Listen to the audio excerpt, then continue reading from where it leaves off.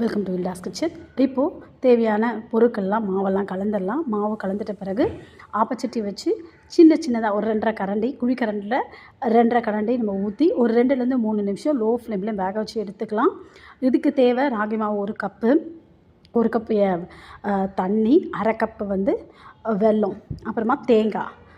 இவ்வளோ தான். எண்ணெயோ நெய்யோ தேவையில்லை.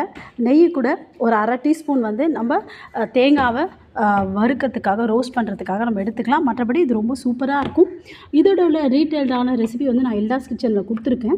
நீங்கள் செக் பண்ணி பாருங்கள். ரொம்ப சூப்பராக இருக்கும். ரொம்ப ஹெல்த்தியானதும் கூட.